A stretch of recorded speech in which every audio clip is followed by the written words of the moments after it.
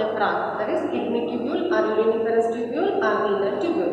So we have discussed regarding that the structure, Bowman's capsule, glomerulus together called as Malpighian capsule, followed by proximal convoluted tubule, then mucophilae, then distal convoluted tubule, then the collective duct. And the suppression, renal vein will be formed here. How the formation of the urine is taking place, that we have discussed, that is by 3 steps. Ultrafiltration is the first step, second step will be reabsorption, is also called as selective absorption, third one will be tubular secretion. Okay, so these are all things. After forming all these things, it will be passing through the collective duct, and the collective duct links that one for the pelvis. By the pelvis, the urine passing outside through the ureter, and ureter supply the urine to the urinary bladder, and urinary bladder passing out by the urethra by the help of the sphincter muscle relaxation. So that is the process of releasing out of the or expel out of the urine through the urethra is called as micturition. Okay, so these all things we have completed. So for that, the renal tubule is very important, and renal tubule, like that millions together renal tubules are present in each kidney that measure by 4 to 5 centimeters length. Like that, millions together in each kidney, 2 millions together approximately. So all these together will it forms a 60 kilometers length. So this is important for the absorption, reabsorption of water content and other substances which are present in the passing through the renal tubule. Okay, so by this way it is continuously flowing. So per minute in each kidney 1 liter of blood will flow, and glomerulus filtrate. So when the filtration is taking place, ultrafiltration is taking place, and the filtrate is coming to the Bowman's capsule, so that ultrafiltrate will be passing per day 160 liters. Okay, out of 160 or up to 180 liters per day. So within all these things, after reabsorption and everything, after finishing all these things, the urine comes out only 1 to 1.5 liters. Okay, so like that, the blood, how much quantity of blood is present in our body? Actually 4 to 5 liters of blood is present in our body. The whole blood which is present in our body passing through the kidneys by 350 to 400 times per day by the rate of 1 to 2 liters per minute. Okay, so these all things we have discussed yesterday, the function of the nephron. Now we have completed that all filtration and everything. We are going for the physical properties and constant of the urine. What are the abnormalities are present here in the urine, and what is the main function, osmoregulation. All these things we are going to study in this class. Okay, so we'll go for the physical properties. So the physical properties, first we will go for the color of the urine. Color of the urine is yellow color. Yellow color due to the presence of the pigment called as urochrome. Urochrome is a pigment present in urine. It gives the yellow color for the urine. Okay, so the pH value will be variable depending upon the diet what we are taking, but here 5 to 8 will be the pH value of that. So usually normally the pH value of urine will be 6. 6 is the normal pH value. So that is slightly acidic in nature. If you are taking proteinous substances, then the pH value will be acidic. If it is we are taking the vegetables or green leaves, then it will become little bit alkaline. Okay, so that is thing. So we go for the third property, that is odor. What is the odor of that urine? That is like if it is stagnant in certain places, it forms that is like a very strong ammonia smell. Otherwise, it provided faint smell. So faint smell is normally present when the bacteria will attack on that. It forms the certain other substance like different strong smell. So that is the smell of the urine. If you go for taste of the urine, that is salty taste because of the presence of sodium chloride. Okay, so these are specific gravity is also another property in this.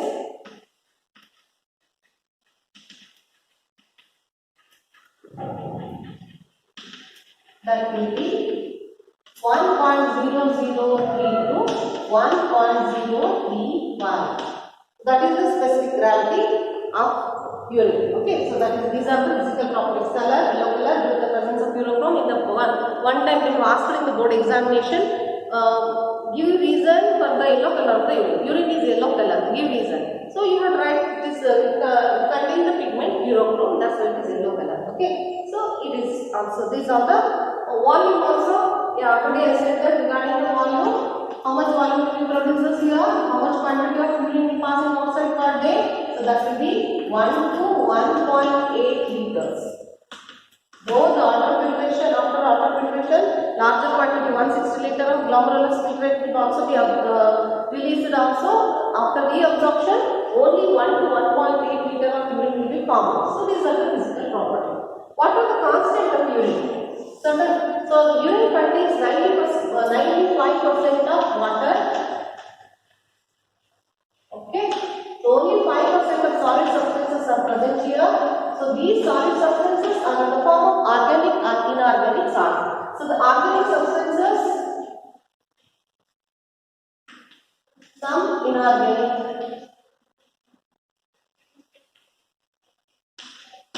So mainly the organic substances are urea,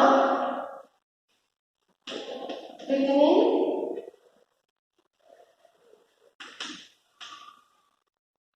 then uric acid, and other substances are present here. Okay.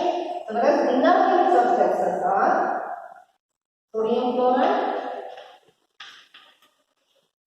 potassium chloride, and ammonium chloride. Along with that, some other substances are also present. Okay. So how much quantity these all are located here? These are the main constant. Out of that, so this will be 2.5. Urea 2.3 grams per liter. These all things are present in the grams per liter. Okay, 2.3 grams per liter.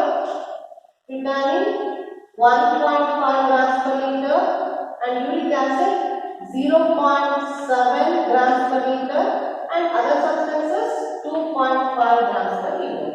These are the organic substances which are dissolved in urine. And inorganic salts like sodium chloride present 9%, 9 grams, not percent, 9 grams per liter.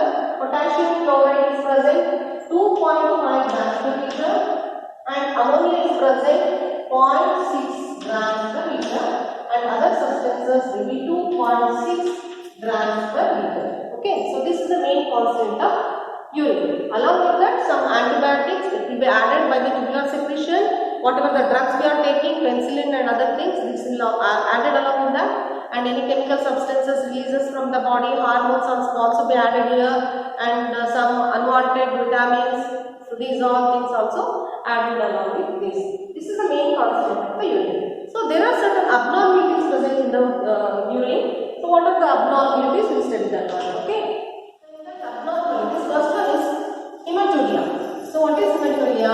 So that means hemoglobin. Hemoglobin is the basic component which is present in the RBC. So the RBCs or the blood will also be joined. Some quantity of blood will enter inside the urine. Then it is called as hematuria. So here we are writing this is the abnormalities. Okay.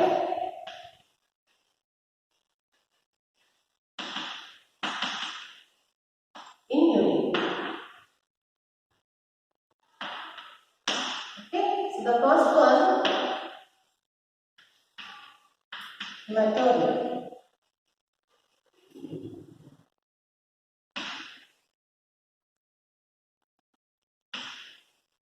So this hematuria,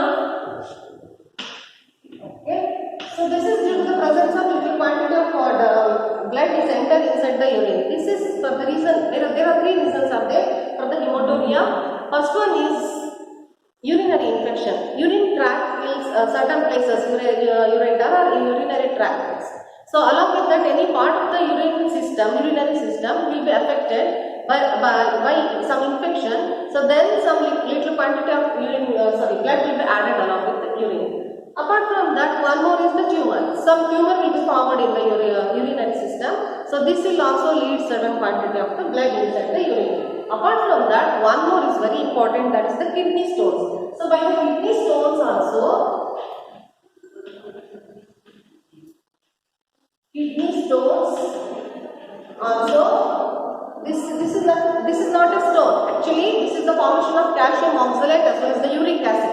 Uric acid is less soluble in water.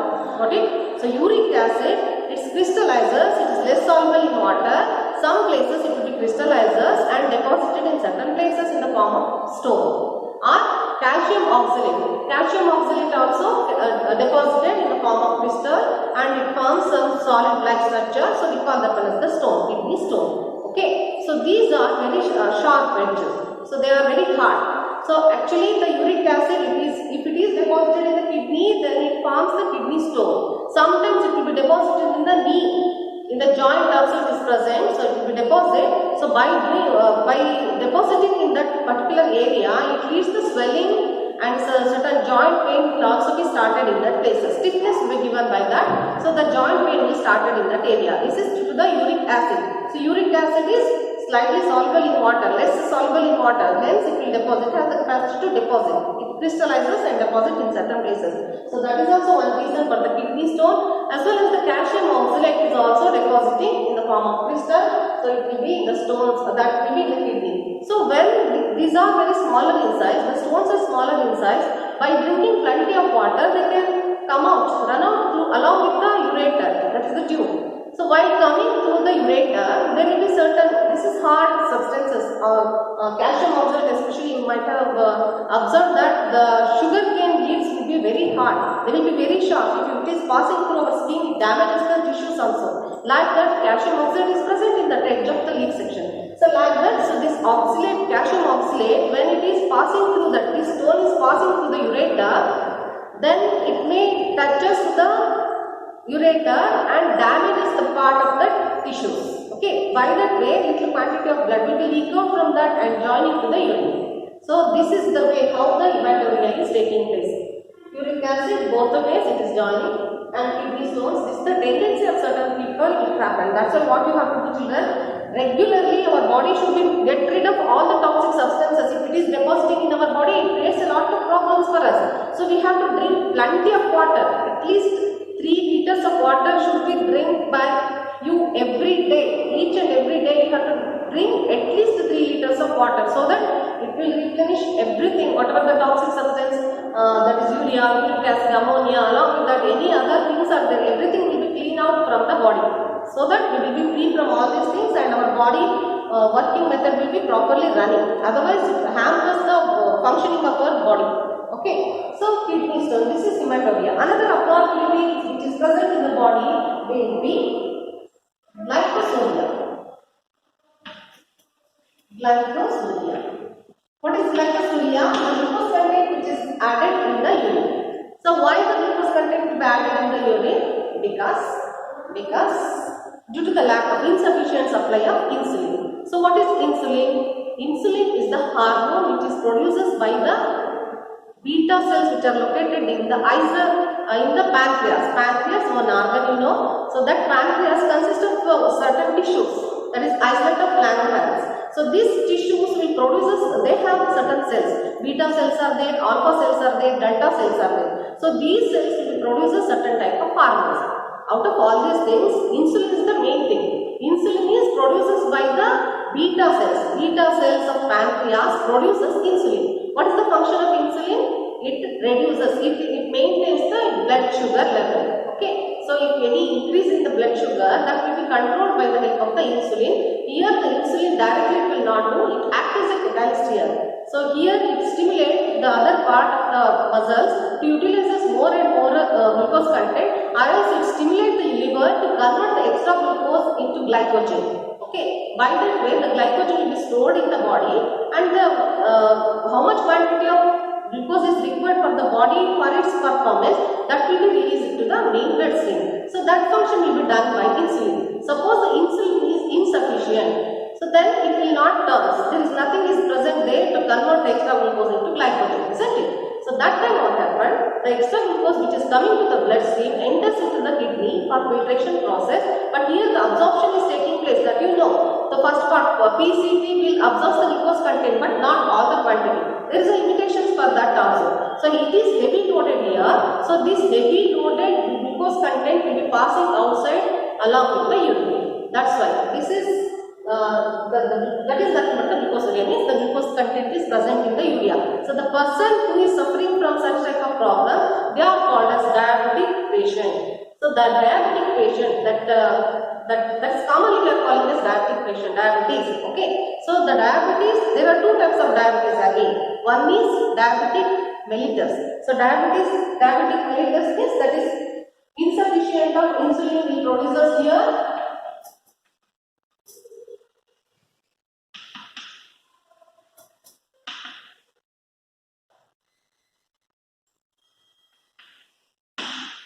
Another one is diabetic insipidus.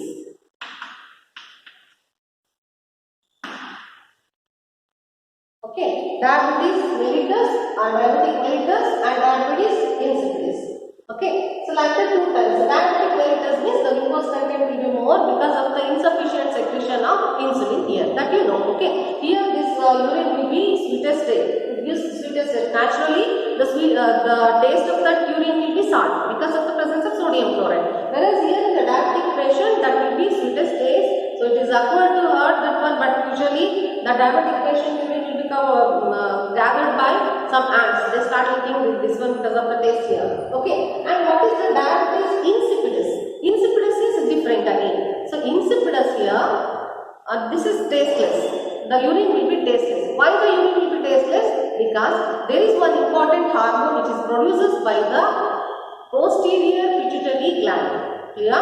Posterior pituitary gland or posterior lobe of the pituitary gland produces one hormone that is called as ADH hormone.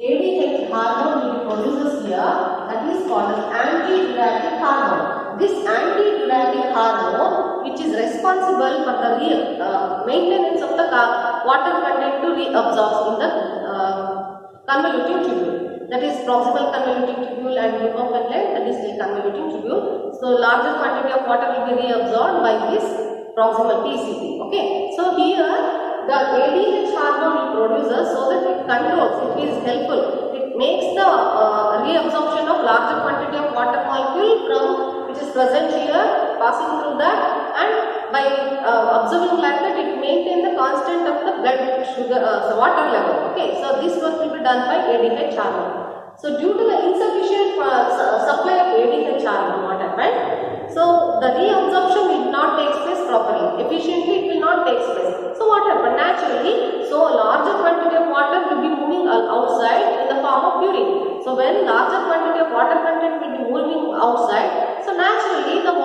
salt substances which are present here will be less. Then it will become highly diluted. So more diluted means naturally it will be tasteless. Okay. So diabetes insipidus means it is tasteless urine. Okay. It will be tasteless urine. This is one problem which is present in the abnormality of the urine. Another one, albumin. You know what is albumin? So albumin is the protein here. So due to the higher tension, blood pressure will be high. Okay, hypertension. Due to the hypertension, the permeability of the Bowman's capsule will be increases. So that certain proteins such as albumin can be passing through that Bowman's capsule, and it can also be passing outside along with the urine. So that is another one. So one more abnormality is bile pigment. Bile pigment, as you know that. So jaundice or some liver corrosion, anything happened, then the urine will be yellowish color. That is due to the presence of the pigment bilirubin and bilirubin. Now this will also be joined to the urine so that it gives totally yellowish color. So this is one abnormality actually. So this is also one thing here. Okay. So and here I will explain regarding the kidney stone. Here the uric acid. So this uric acid will be slightly soluble in water, they deposit in the knee also, in the joint also, so then it is called as gout. So this is the problem is called as the gout here. One more abnormality is there, that is uremia, that I will explain in the next time. Okay, I will go for that one.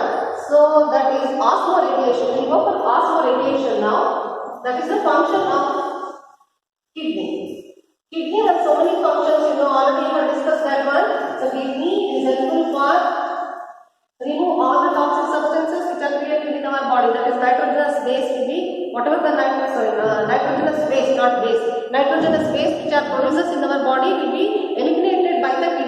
main function of the kidney that we have discussed in that urea, uric acid, ammonia, these all things are including. Along with that, the pH value will also be maintained with the help of the excretion and acidic, and that is only pH value, that is nothing but the acidic and basic nature will also be maintained, and water balance is also the important, that is the most important function which is done by the kidney, that is osmoregulation.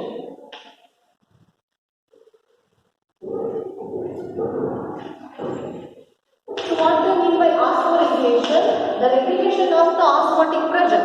So what is that osmotic pressure here? Here the water and salt content will be maintained in the blood constant. Blood has certain quantity of water, certain quantity of mineral salt. Okay, it should be maintained in the proper way. If any variations are there, then the tissues will get some hypotonic solution or hypertonic solution.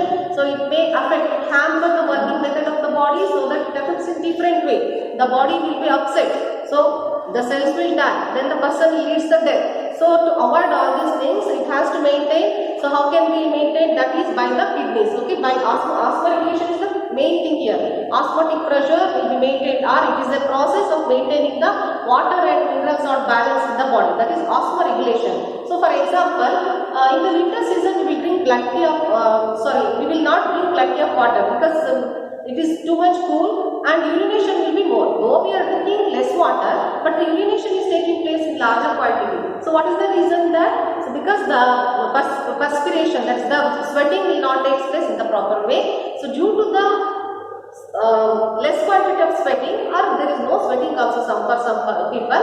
So due to that reason, the urination will take place larger quantity. So this urine which is passing outside will be dilute, highly diluted. It is not thick, it is very thin. And in summer season what happens, though we will drink plenty of water, we will go for the urination very less time, and the urination will be also very less. So because this is also very highly concentrated because of the sweating. Naturally the sweating is taking place, that is vasoconstriction and vasodilation. So due to vasodilation, the evaporative loss will be more, so that the water content will be reduces here. So to compromise that one, so here the urination will be reduces. So when the urination will be reduces, how much quantity of urine comes outside? It will contain all the toxic substances inside that. So it will be highly concentrated, it will be highly thicker. So that we can give an example for the osmoregulation. One more thing is that is the cholera. So that the problem which is present in the cholera is a disease.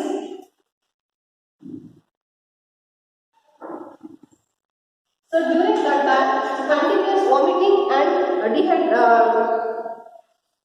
continuous vomiting, diarrhea will be takes place here. So continuously the vomiting is taking place and loose motions will take place here. So due to that reason, the intestine cannot absorb larger quantity of water. All the water will be moving outside. So in the form of motions, okay, or in the form of vomiting, it is going outside. So now in the body it will be dehydrated. So here to compensate that one, we have to do something else, because here what happened, the convoluting tubule, anyhow they have to maintain the concentration, water concentration in the blood. So what they will do? So all these tubule, proximal convoluting tubule, loop of Henle and distal convoluting tubule absorbs larger quantity of water to compensate all these things, to maintain the concentration level of water in the blood. So while doing like that, larger quantity of water will be absorbed by here. So the urination will not take place properly.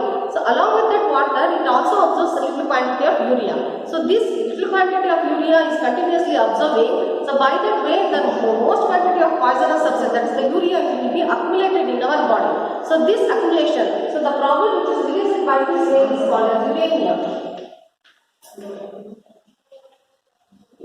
Okay, so by this way the urea will be accumulated in our body.